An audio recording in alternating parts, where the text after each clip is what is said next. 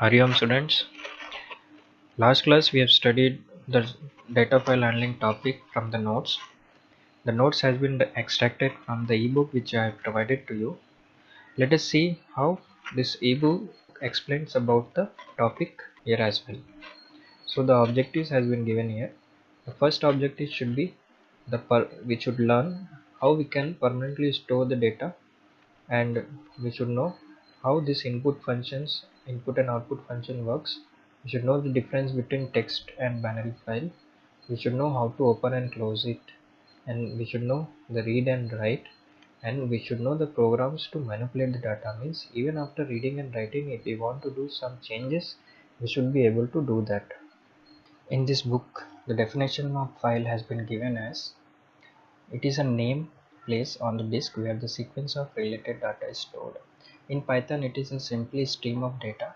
So the structure of data is not stored in the file along with the data. The basic operations means already which we have done is naming, opening, reading data, writing data, and then closing data. We have seen the text file, binary file. The first paragraph will tell you the text file. The second paragraph will tell you the binary file. Then we have seen the syntax, how to open a function. To open a function, the text file link should be available in the object file. Here the object file is nothing but an identifier. You can name it as an identifier rule. You can use a function open because it is a curve bracket, so it's a function, and in the curve bracket we need to enter the name of the file, what we are going to do, whether we are going to read or write both, or whether it's a binary file. So here in access mode we can define the mode which we are going to access, is how we are going to access the file.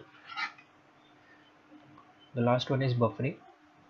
As we have seen before, buffering is nothing but the area in the memory where the data is temporarily stored before being returned to the file. Means it is a stream of collection of data in a RAM.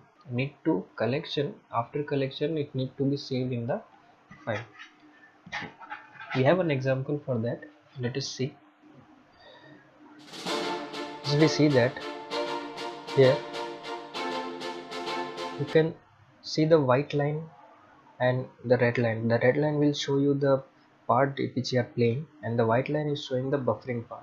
If the buffering part is less than the running part, then your video will be stopped. So the video will go here as a straight part. Suppose if you are going beyond this white line, let us say I want to see here. So if I see here, you can see that it is waiting for buffering. Let us see the buffering, it is getting ready.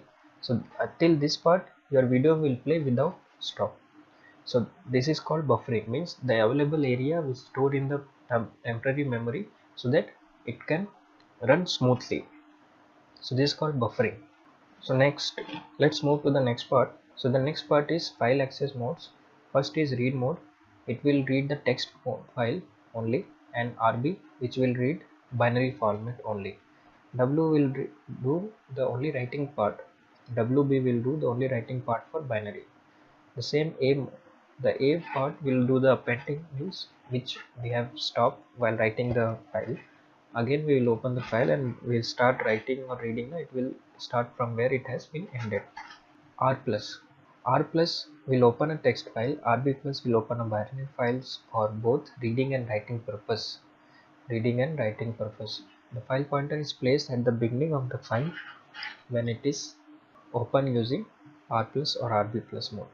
The same W plus, it is for both writing and reading. So the file pointer will be placed at the beginning of the writing or into it. So existing file will be overwritten. A new file can also be created using this mode. Then A plus. A plus opens text files. AB plus opens binary files for both appending and reading. The file pointer is used at the end of the file pointer in an already existing file. Using this mode, non-existing file may be created. So I can create a new file. Let's see the example here. It has been opened. So already created files, and it has been given R plus. So what will happen? It will available for reading as well as writing purpose. One more statement they are saying that with statement.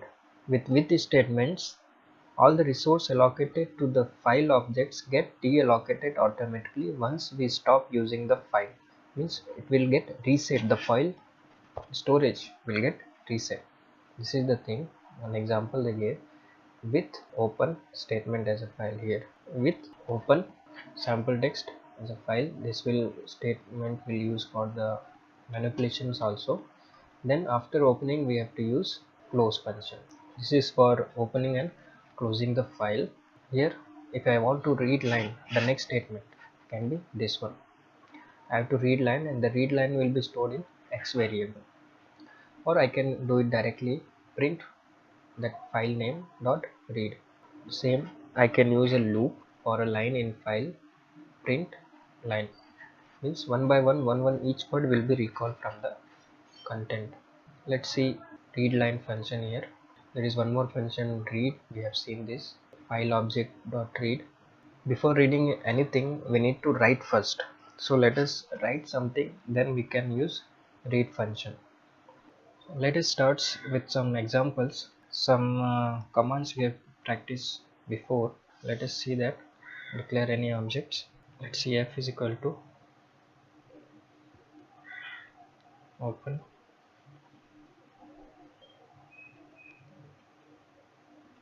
file object a dot text.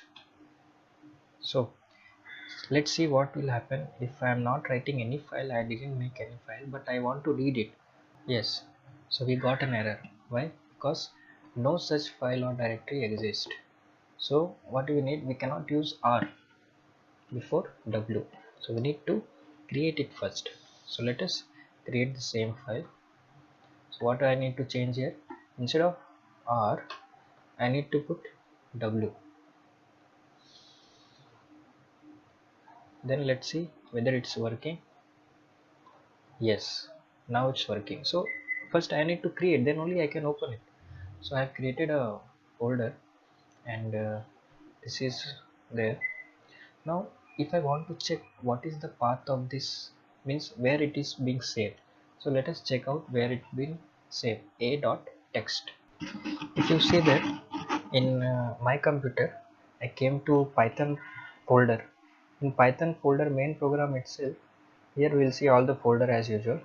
Here I can see that this a dot text has been written, but this is empty. Normal folder of Python here. This is the path they gave. As you can see here, this is the path. C users and this Python. So let us check in Python how this path will be showed in Python. So remember these commands we have studied last class. Through these commands we are going to check what path our text file is being saved.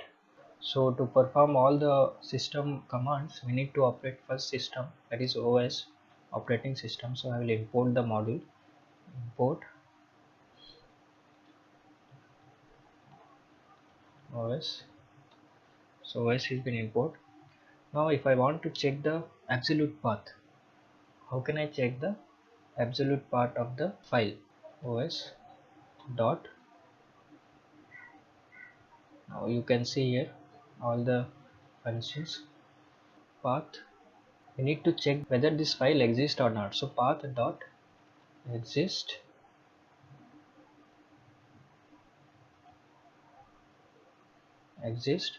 inside that function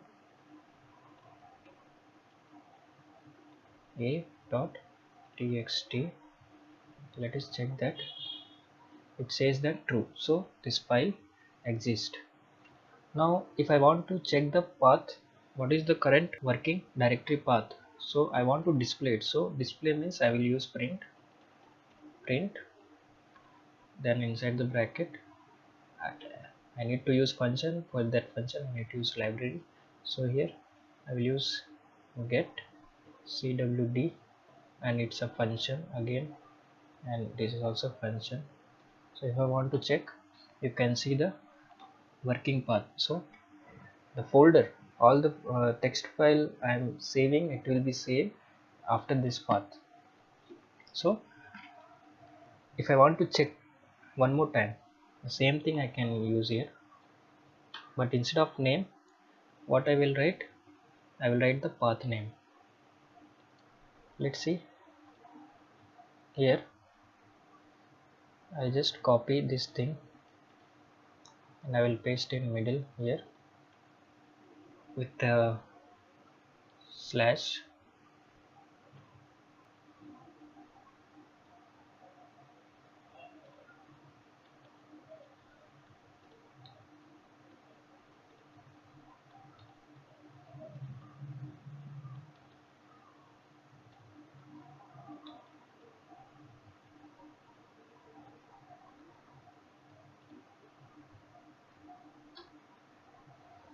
So it says true. So either we can see the current working directory path, and either we can determine through its path or we can determine through its function.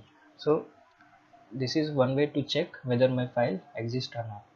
Now my file exists. Now I want to write something. Even I can read also. So let us read. Is there anything in that file? So to read the file, let us say what we should do.